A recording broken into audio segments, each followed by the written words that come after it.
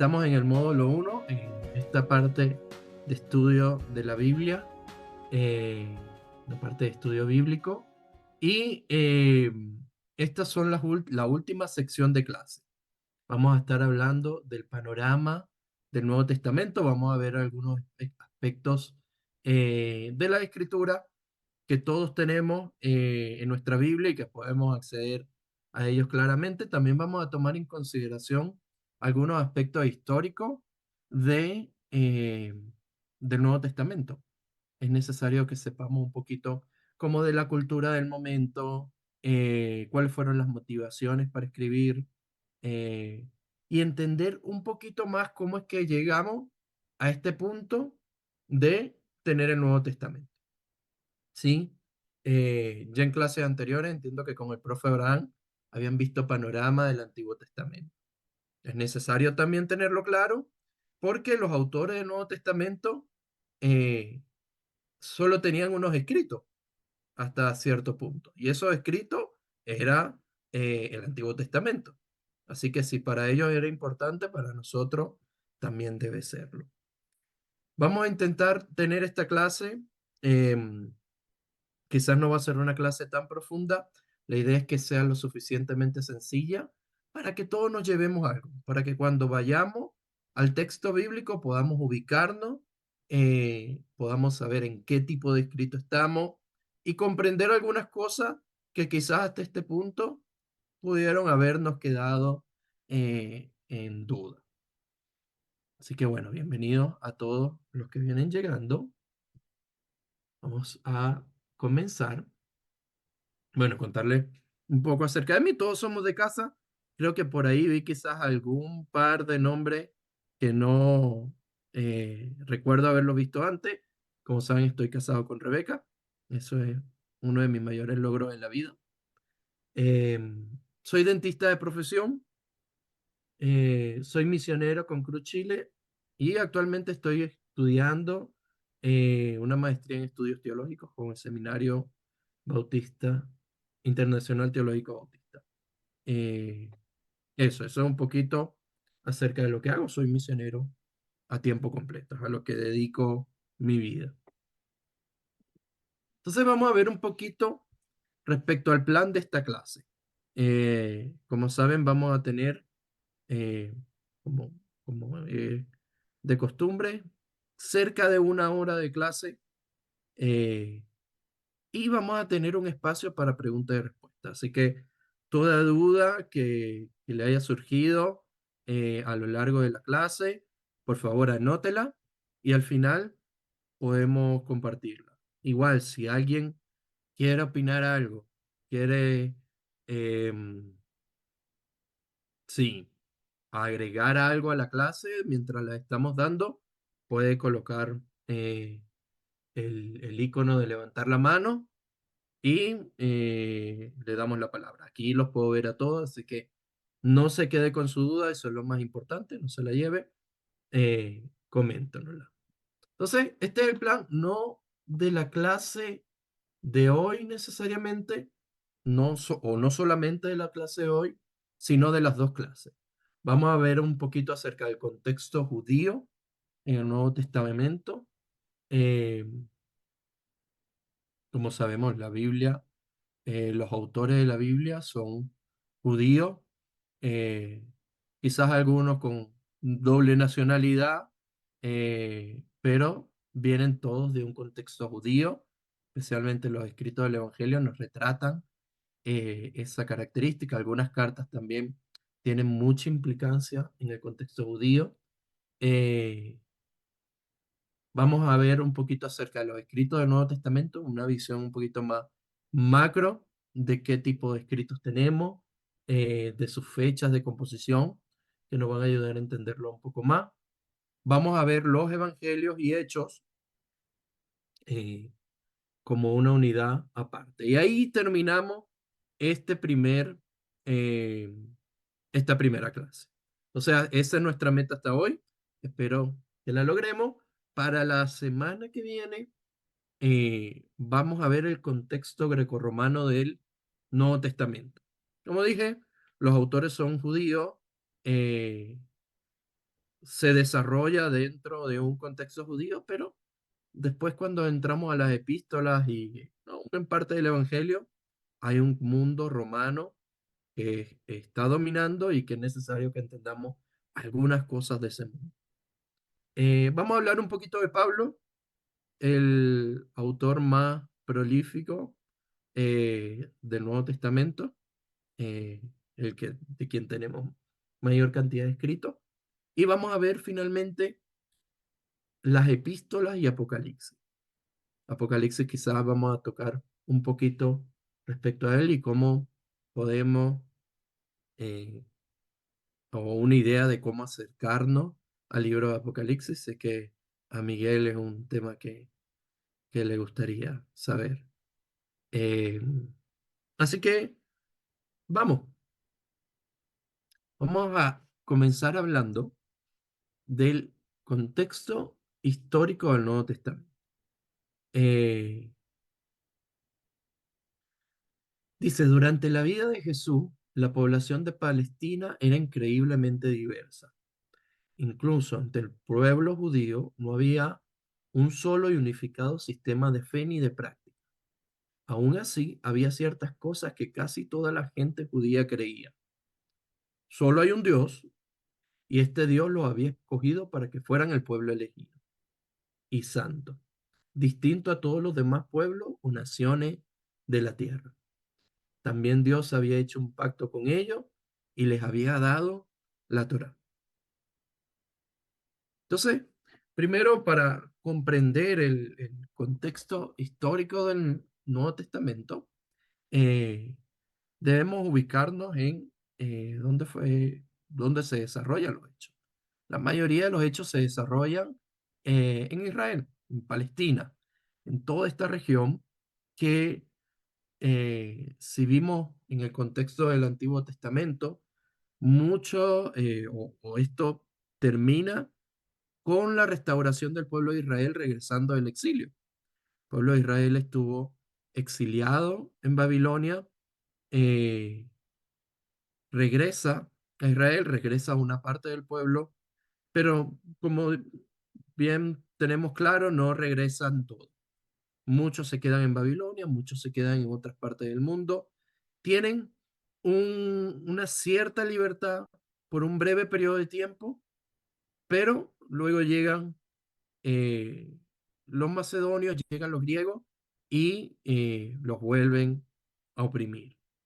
Eh, Esta opresión hace que se dispersen aún mucho más. Entonces hay judíos en en todas partes del mundo.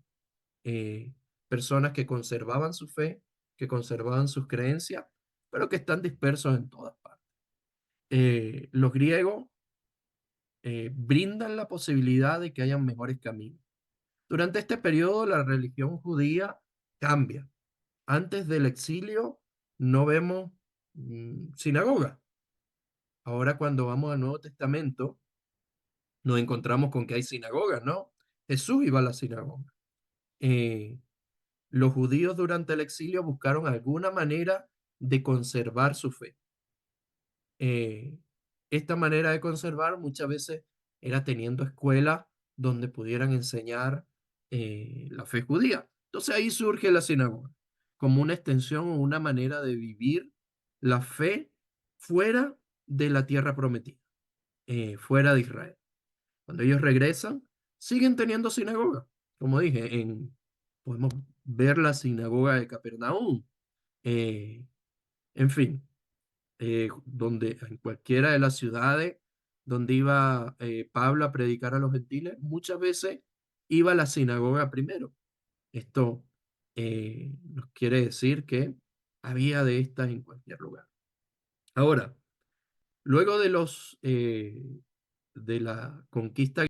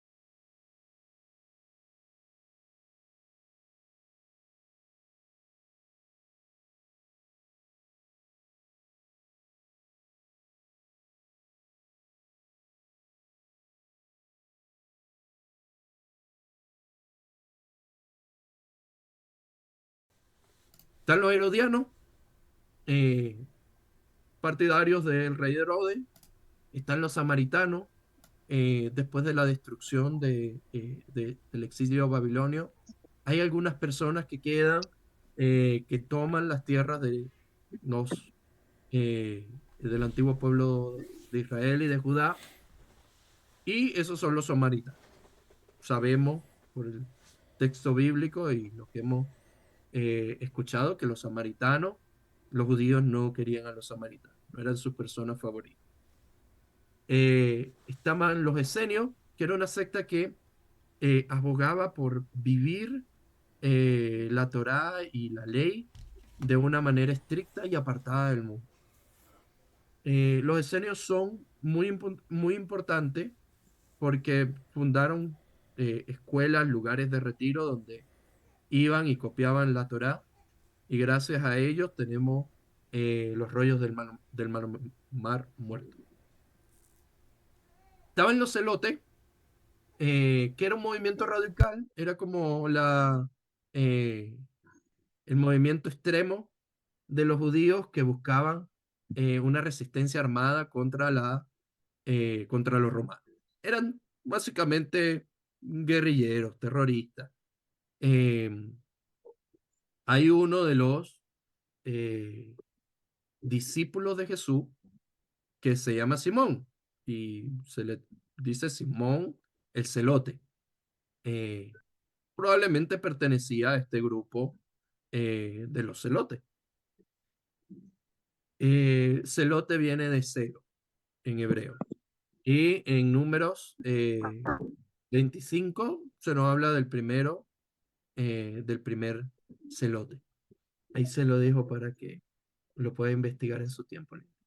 Esa es una buena pregunta para el eh, Y por último, los gentiles. Gentiles, término utilizado para referirse a los no judíos. Los gentiles en algunos libros del Nuevo Testamento cobran un valor bastante importante. Ahora, eh, también debemos ubicarnos en ese eh, tiempo en el cual, y es importante, esto es lo que quiero que nos quedemos. Israel no es libre.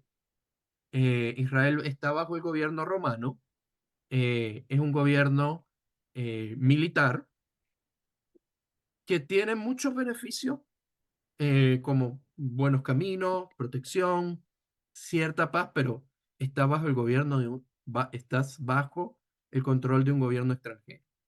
Eh, Podían venir y llevarse a las personas para ser parte de su ejército, a los hombres, eh, pero también permitían a sus eh, colonias, digámoslo así, a sus dominios, eh, el permitían la libertad de culto. En cualquiera de sus colonias, mientras no se atentara contra el imperio, se podía vivir el culto. Por eso los judíos tienen el templo, siguen ofreciendo sacrificios, porque había una cierta libertad de culto, siempre y cuando no atentara contra la creencia y contra el imperio.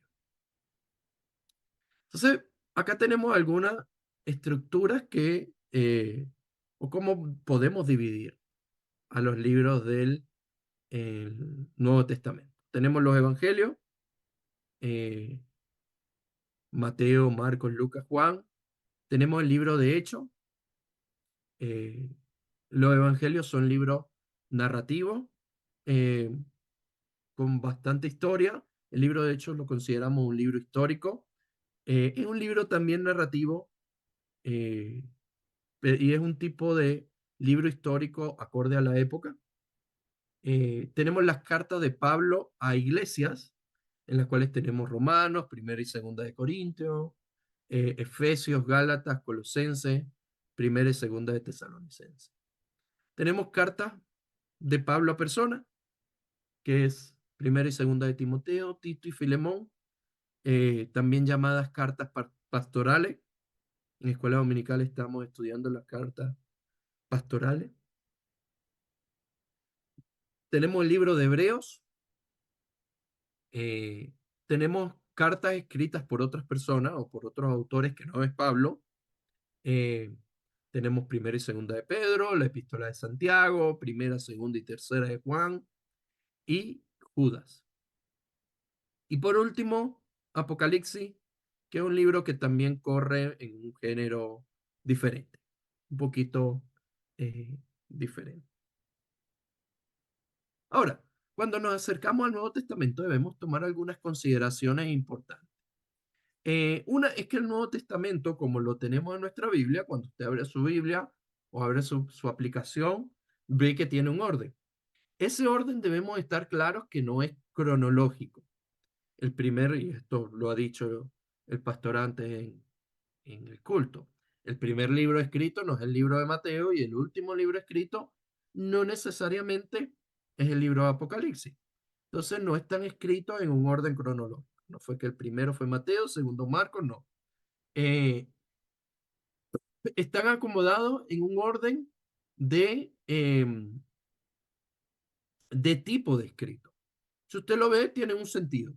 Imagínese que tuviéramos una biblioteca y en la biblioteca vamos a acomodar todos los libros que sean novelas. Entonces, ponemos todas las novelas. Algo así es el orden que tiene el Nuevo Testamento. Si vemos, están los evangelios como un bloque, todos juntitos. Eh, si vemos después, hay un libro histórico aparte. Luego nos encontramos con eh, todas las cartas de Pablo a Iglesia como un solo bloque, las cartas de Pablo a personas como un solo bloque, eh, las cartas generales o la carta de otras personas como un bloque aparte, un medio libro de Hebreo y por último Apocalipsis. Entonces no es un orden cronológico, es un orden de tipo de escrito. Eso es algo que debemos tener claro. Los nombres de los libros no representan, eh, los nombres de los libros representan el nombre que le dio la tradición. No es que hay un manuscrito que se llama Evangelio de Marcos. No, la tradición o las personas, los creyentes, durante los siglos empezaron a llamar ese escrito el Evangelio de Marcos. No hay una carta que se llame Primera de Corintios. Es un nombre que se le fue dando a lo largo del tiempo, por la tradición, los hermanos, obviamente la llamaron la carta a los Corintios, pero no es que las cartas o los escritos tengan un título necesariamente, eh, esta es la carta o este libro se va a llamar Apocalipsis. Entonces son algunas consideraciones que debemos tener. Ahora, esto es interesante. Aquí tenemos el, el orden cronológico, tomando esto de que no fueron escritos en orden cronológico, y aquí tenemos el orden. Y esto es importante verlo. ¿Por qué? Porque nos habla un poco acerca de la razón por la cual fueron escritos eh, eh, estos libros, especialmente los evangelios. Como sabemos, las cartas, las epístolas del apóstol Pablo y las cartas en general tienen una razón de ser. Están dirigidas a eh, mostrar temas que se están viviendo o a atacar situaciones o a dar agradecimiento, como vimos en en Filemón, a dirigirse a particulares para pedirle favores. Las cartas tienen una razón de ser. Tú envías una carta porque Pablo quería corregir algo, quería exponer algo. Eh, pero los evangelios tienen otra misión. Los escritos del evangelio eh, fueron diseñados o fueron escritos para esas comunidades jóvenes eh, que no habían vivido el tiempo de Jesús. Fíjense que el primer escrito, la primera carta que tenemos, es la carta de Santiago. Eh, Ahí Santiago, Tesalonicenses están bien cercanas, pero la primera fechada es la de Santiago, de los escritos de Pablo Tesalonicenses. Y de ahí tenemos la segunda de Tesalonicenses, Gálatas, Corintios, Romanos, eh, Filipenses, Colosenses, Filemón. Ahí estamos en el año 60 después de Cristo. La primera fue escrita en el 45. Si nosotros nos devolvemos 45 años atrás, estamos en el año, por ahí en los años 70, ¿no? Imagínense que han pasado ya todo este tiempo, desde la muerte y resurrección y ascensión de Jesús, y ahí es que se escribe la primera carta. Seguimos avanzando y llegamos al 60 con Filemón. Y el primer evangelio es el evangelio de Marcos, y ahí es donde vemos que no es cronológico, no porque Mateo esté primero, quiere decir que es el primer evangelio es el de Marcos, fue escrito en el 65-70, en ese periodo de tiempo, entonces 65 y 70. Han pasado 65 años. Ya aquellos testigos oculares de Jesús se han ido muriendo, ya sea por persecución, porque, vamos a poner, tenían 30 años y estamos en el 65, ya están por ahí los 90 años. Y la esperanza de vida tampoco era tan alta. Entonces, eh, llegamos a este punto donde han ido muriendo los discípulos de Jesús, han ido muriendo las personas que lo presenciaron, que vieron a Jesús, y las comunidades jóvenes necesitan eh, saber respecto a Jesús, necesitan que esto se conserve. Entonces, por eso surgen los escritos del Evangelio.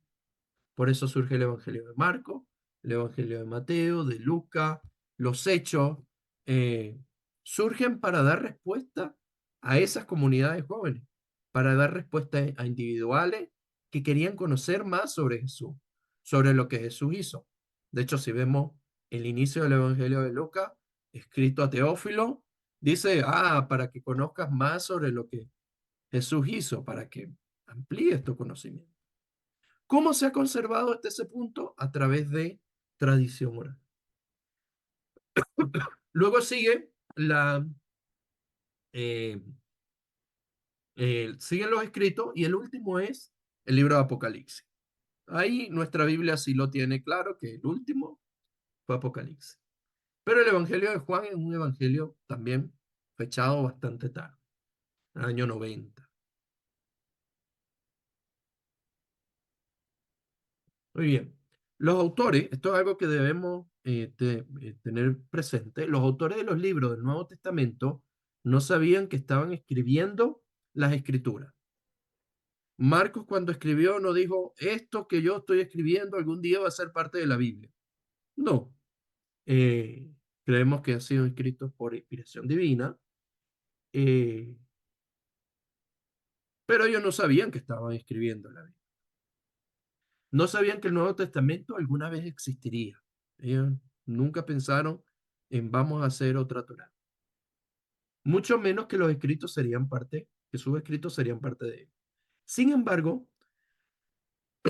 estos escritos le deben su prominencia e influencia al hecho de que llegaron a ser incluidos en esa colección. De alguna manera, a los creyentes del siglo I, siglo II, siglo III, siglo IV y hasta nuestros días, consideraron que los escritos que tenemos hoy en el Nuevo Testamento eran importantes. Así que decidieron preservarlo a pesar de la persecución, a pesar de las situaciones. Ellos consideraron que eran palabra de Dios. Ahora, el proceso de cómo llegar al punto de tener los 27 libros que tenemos hoy fue un proceso bastante largo. No fue en los primeros años. Si vemos los últimos libros, están un poquito pasadito el año 100. Eh, y ahí está lo que siempre escuchamos, el canon bíblico. Eh, y el canon, la palabra canon significa regla o estándar. Pero en grupos religiosos es para referirse al listado del libro oficial que son aceptados como escritos. Entonces, el proceso de formación del canon, de decir, ya, estos son los 27 libros que va a tener el Nuevo Testamento fue un proceso de siglos, de siglos. Eh, ¿Cómo comienza este proceso? Este proceso comienza con Marción. Marción, por ahí en el 150, en el siglo II, eh, era un cristiano influenciado por el gnosticismo, que quería que la fe fuera completamente gentil. Él decía, no debe haber judío en la fe cristiana. La fe cristiana debe ser 100% gentil. Entonces, para hacer eso, hubo algunos libros del Nuevo Testamento que él consideró que respaldaban su teoría y respaldaban su posición, y otros que simplemente excluyó. Por eso él establece una lista de texto donde aceptaba 10 cartas de Pablo y únicamente el Evangelio de Lucas. Ahora, ¿por qué Marción es importante? Antes de Marción, los escritos de los apóstoles, los evangelios, circulaban simplemente, circulaban en las iglesias. Una de las instrucciones que da Pablo a la iglesia de Colosa es, ok, esta carta, léanselo a la de la Odisea. Y los hermanos de la Odisea que les lean la carta que yo le envié. No tenemos la carta de la Odisea, tristemente. Pero simplemente circulaba. Estaban por ahí. Llega Marción y dice, vamos a hacer una lista. Y yo creo esto, tenía toda esta creencia, este trasfondo gnóstico. Y eso genera una respuesta en la fe cristiana. Eso genera que haya que responder, hey, no se pueden excluir esto otro evangelio, lo que tú crees no está correcto, y Marción es perseguido. Para este tiempo, también empiezas a pasar algo eh, eh, que tiene repercusiones hasta nuestros días, y es que empiezan a surgir los apócrifos. Empiezan a surgir el Evangelio de Pedro, eh, el, la carta de Tomás, el Evangelio de Tomás, en fin, libros que hasta aún hoy en día el Código Da Vinci saca a la luz después de tantos años. Son libros que se le atribuían a algún apóstol, pero que escribía otra persona. Entonces, eran libros, muchos de ellos heréticos, en muchos de ellos decían herejía. Entonces, surge Marción y dice, hay que tener esta lista y excluimos todo esto otro. Y además surge escrito que esto no es de Pablo, esto no es de Pedro, esto está escrito eh, por ahí en el 150. Entonces, debido a eso, es que es necesario poner orden. Y ese orden comienza ya en el año 180, con Ireneo y Tertuliano, que comienzan defendiendo los cuatro evangelios. Mateo, Marcos, Lucas, Juan. Y dicen, estos son. Eh, en el siglo IV, Atanasio es el primero en hablar de 27 libros. Fíjese, han pasado ya 3, 4 siglos eh, desde la muerte y resurrección de Jesús. Y ahí es que nos ponemos en orden para la foto y decimos, son 27. Y luego ratificado, determinado por el concilio de la Odisea en el 363. Un concilio es que básicamente se reunían todos los líderes de la iglesia. eh, Era una iglesia unificada en ese tiempo, se reunían todos los líderes y determinaban ciertos aspectos doctrinarios, llegaban a conclusiones. Entonces, en el concilio de la Odisea es donde se llega a la conclusión de son 27 libros y esto es lo que constituye el canon. Ahora, este canon ha tenido modificaciones a lo largo del tiempo. Eh, con la Reforma Protestante, la Iglesia Católica incluye otros libros, y ahí se diferencia un poco de la Iglesia Cristiana. Pero los 27 libros que se establecen en la Odisea son los que permanecen en nuestra Biblia hasta hoy. Ahora, quiero que pasemos a hablar un poco respecto a los evangelios. Dijimos que íbamos a hablar de los evangelios y hechos. Hemos visto hasta ahora un poquito del contexto histórico, Hablamos de que eran judíos del segundo templo, no era el mismo tipo de judío de la época del rey David, ya habían pasado por eventos traumáticos como el exilio, estaban dispersos por todo el mundo, estaba Roma, hablamos de cómo es que tenemos hoy los 27 libros em, y, y cómo fue un proceso no corto. Y hablamos un poquito de por qué surgen los evangelios. Es algo que quiero recalcar acá. Los evangelios surgen como una respuesta a comunidades jóvenes que querían conocer más sobre Jesús, sobre lo que Jesús había hecho. Ya habían algunos escritos quizás circulando, pero estos eran como definitivos. Ahí va la pregunta, ¿cómo se sostenía el cristianismo si no tenían evangelio? ¿Cómo es que llegamos al 60 y no hay evangelio, no hay escrito? ¿Cómo sabían las personas respecto a eso? Mucho de este tiempo era por tradición oral. Estaban los apóstoles transmitían lo que Jesús había hecho, se enseñaba lo que Jesús había hecho, pero no había un escrito definitivo. Quizás había uno que otro escrito sobre los dichos de Jesús, sobre los milagros de Jesús, de donde toman algunos autores, como Marcos o Lucas, pero no había algo unificado. Y eso viene con los evangelios. Ahora, algunas consideraciones a tomar en cuenta al acercarnos a los evangelios. Eh, el evangelio, y ahí viene lo de los nombres, no es el evangelio de Mateo. El evangelio es el evangelio de Jesús. Eh, y es algún aspecto semántico, pero que normalmente no tomamos quizás en consideración. El evangelio, la palabra evangelio es buena noticia. Eh, lo decimos siempre, que el evangelio es una buena nueva.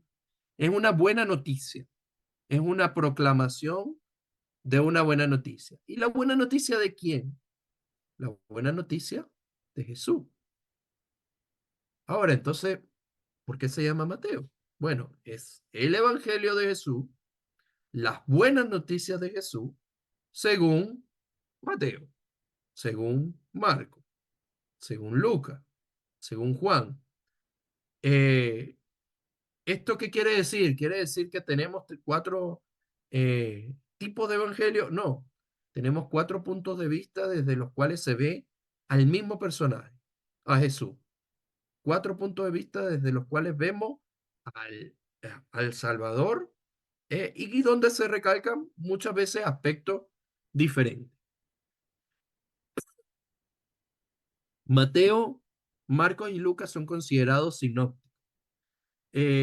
Sinópticos porque pueden ser vistos en conjunto. Muchas de las historias que vemos en Mateo, Marcos y Lucas, las vemos en los tres o las vemos en dos de estos. Entonces se les pueden ver comparativamente. Ahora, el Evangelio de Juan va también va corriendo como en otra categoría. Él tiene otras historias diferentes, presenta otro lenguaje. Es un poquito distinto. Pero estos tres podríamos compararlos, complementarlos y nos da un panorama muy rico de la vida de Jesús. Y al igual que el Nuevo Testamento, que no es cronológico, los evangelios no siempre son cronológicos. La historia no necesariamente fue que Jesús salió de este pueblo y fue al otro, no necesariamente es cronológico. Especialmente el Evangelio de Marcos presenta esta característica, una presentación del Evangelio eh, con, que no es necesariamente cronológica. La palabra Evangelio se usó primero para describir no una clase de libro. Entonces, el Evangelio no es una clase de libro, sino es el contenido que tienen esos libros, la buena noticia. Entonces, no es un tipo de libro, es las buenas noticias. La palabra significa buenas noticias. o evangelion en griego. Y por esta razón, a los autores de los cuatro evangelios del Nuevo Testamento frecuentemente se le ha llamado los cuatro evangelistas, porque escribieron buenas noticias, esencialmente las mismas buenas noticias que otros evangelistas estaban predicando. Entonces, el evangelio no es eh, un tipo de libro, es la buena noticia, es el contenido que ellos tienen. Su forma básica son narraciones. Ahora, los evangelios son escritos muy ricos. No es solamente un tipo de escrito. Son básicamente narraciones, historias de la vida de Jesús. Pero no solamente contienen historia, no solamente contienen narrativa, sino que también presentan parábolas, presentan discursos. Eh, el discurso más famoso de Jesús, el Sermón del Monte, eh, nombrado el Sermón del Llano en el Evangelio de Lucas. También contienen cánticos, ¿cierto? No sé si recuerdan algún cántico en los Evangelios, pero también contiene canciones. eh, el cántico de María, ¿no? La alabanza de María, entre otros. No solamente contiene narraciones, contiene también parábolas, contiene discursos, contiene cánticos, contiene citas, eh, contiene citas también. Muchos podrían considerarlo un tipo de biografía antigua. En ese tiempo se escribía biografía y tenían estructura parecida a los evangelios. Eh, ¿Esto quiere decir que está mal los evangelios? No. Los autores del evangelio escribían conforme a las normas que tenían en ese tiempo. Para ellos escribir una biografía de un emperador, para otros escribir una biografía de un emperador, incluían tener cierto tipo de estructura. Entonces escribían conforme a su tiempo. Las parábolas. Las parábolas son relatos algunas veces alegóricos, otras veces son ideas cortas que buscan ser usados de manera educativa o que Jesús utilizó de manera educativa. Ellas introducen conceptos complejos, principalmente el reino de los cielos. Si vemos en un tema muy recurrente en las parábolas. El reino de los cielos es como esto. Es un método educativo que utilizó Jesús para hablar a las personas de una manera sencilla, que todos pudieran entender, pero a la vez con un tipo de profundidad que aún hasta hoy en día nos intriga. Entonces Jesús utiliza historia. Por ahí muchos dicen que Jesús es el mejor contador de historias del mundo. Eh, Jesús utilizó muy buenas historias que nos siguen impactando aún hoy. Ahora vamos a ver en los minutos que nos quedan algunos aspectos de los cuatro evangelios. El evangelio según Mateo eh, presenta un Jesús que mora siempre con su pueblo hasta el fin, un Jesús que funda la iglesia en la que se perdonan pecados, se responden oraciones y se vence al poder del pecado. Es un evangelio probablemente dirigido a judías, comunidades judías. Uno de los temas principales es el cumplimiento de las profecías de la Torá en Jesús. Jesús cumple todas las profecías. Eh, es el evangelio que tiene mayor cantidad de citas directas al Antiguo Testamento. Mateo constantemente está citando a la Torá. Para él es importante. Está escribiendo, como dije, lo que coinciden mucho es que está escribiendo a comunidades judías. Entonces, para una comunidad judía es necesario que se le cite la Torá. Y también establecer cómo es que este Jesús es ese Mesías del cual hablaron los profetas. Por lo tanto, su estructura es bastante em, cercana al pueblo judío. Ahora, el Evangelio de Marcos. El Evangelio de Marcos presenta a Jesús como el que anuncia la llegada del reino de Dios, el que los en el que los humildes son exaltados y los orgullosos son humillados. Obediente a esta regla, muere en una cruz y da su vida como rescate por muchos. Ahora, este es un evangelio dirigido probablemente a una comunidad con una fuerte influencia romana. Quizá cristianos en Roma.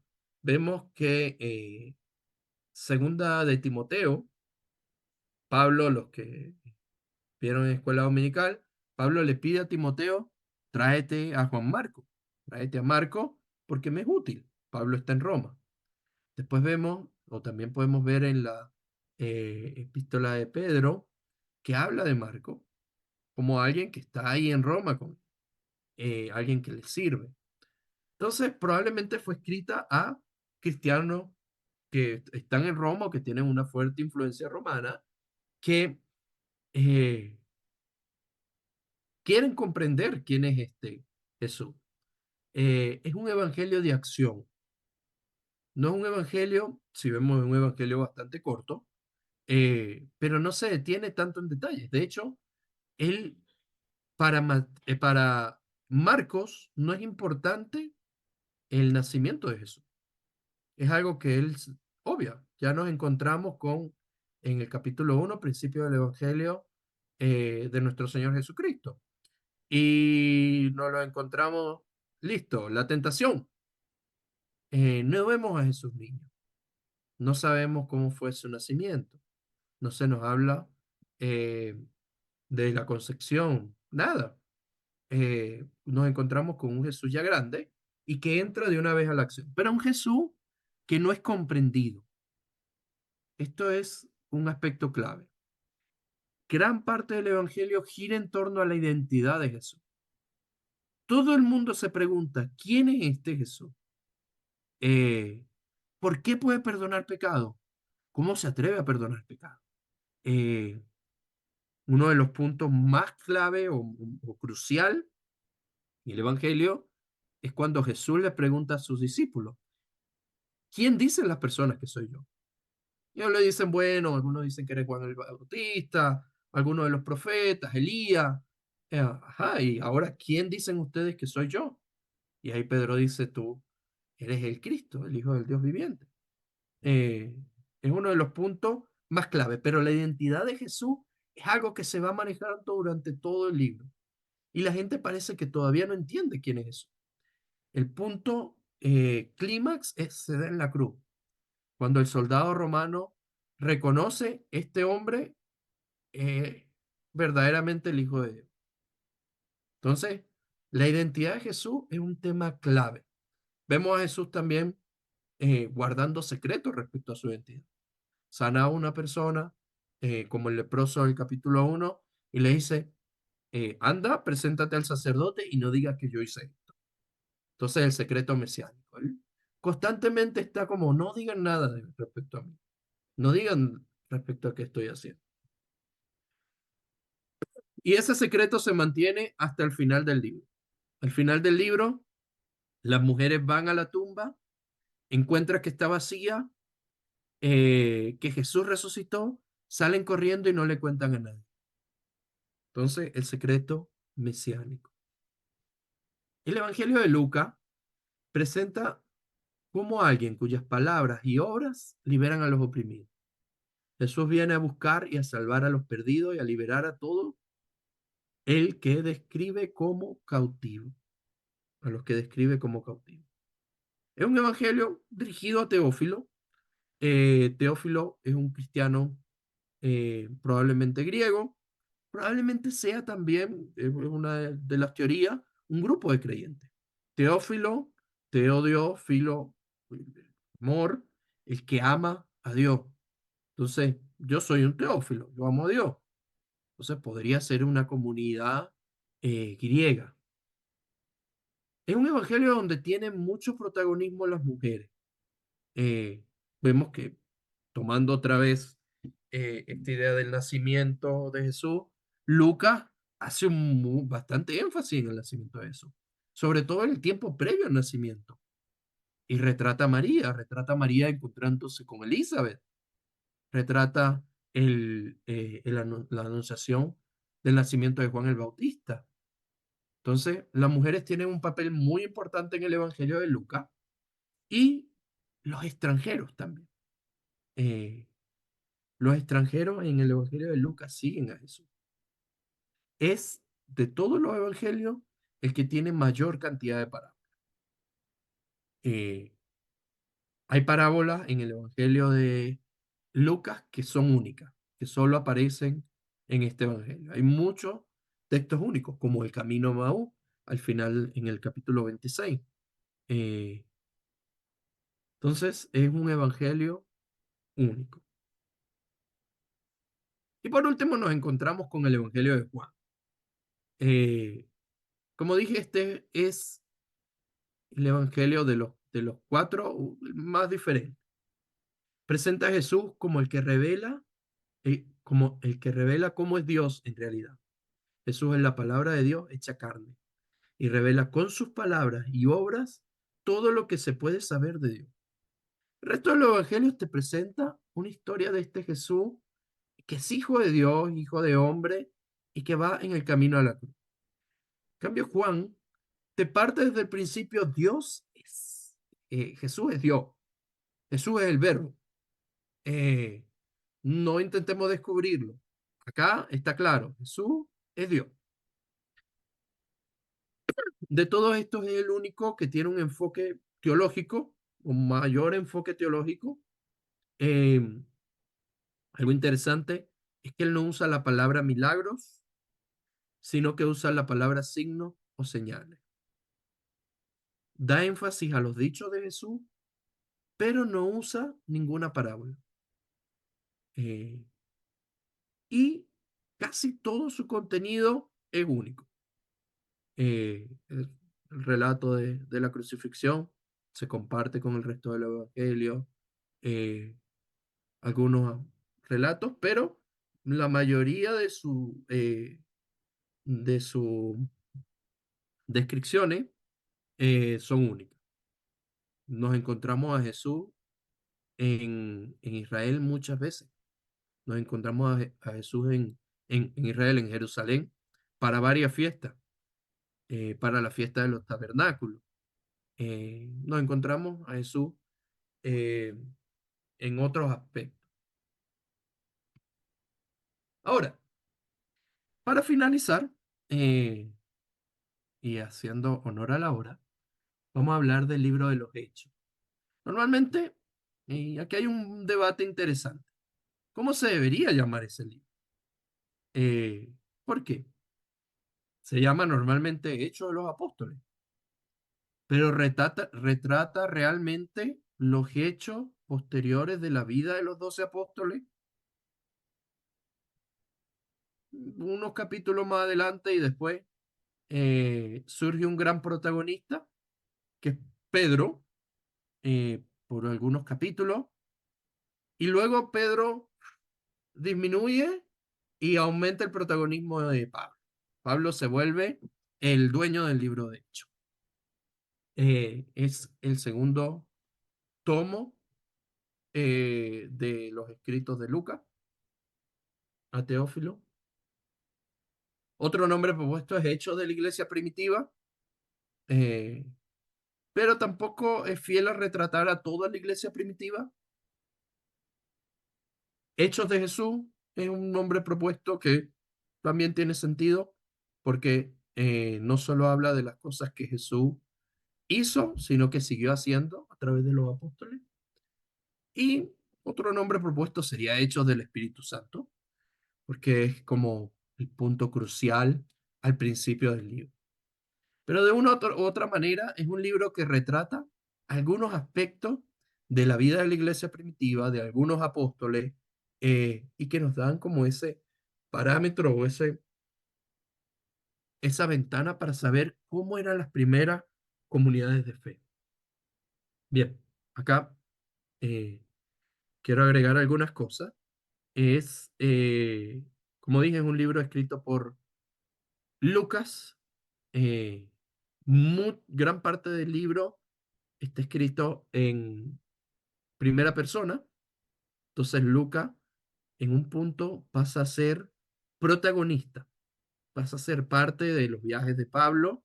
eh, Cuando ocurre el naufragio, escribe en primera persona, lo cual nos daría a pensar que estaba ahí con Pablo también. Eh, es un libro que no tiene eh, vergüenza en retratarnos algunos conflictos que existían en la iglesia primitiva. Eh, Vemos que hay mucho conflicto respecto a qué vamos a hacer con los gentiles. ¿Se circuncidan o no se circuncidan? Eh, ¿Es necesario que se circunciden para ser verdaderamente cristianos? Bueno, en definitiva, determinan que no hay una reunión en Jerusalén, eh, van todos y determinan que no. Eh, pero nos encontramos con esas discusiones y desaveniencia. Nos encontramos a Pablo teniendo una discusión muy, muy grande con Bernabé respecto al segundo viaje misionero y respecto a si deberían llevar o no a Marco. Y dice que tal fue la discusión que se separaron y tomaron caminos diferentes.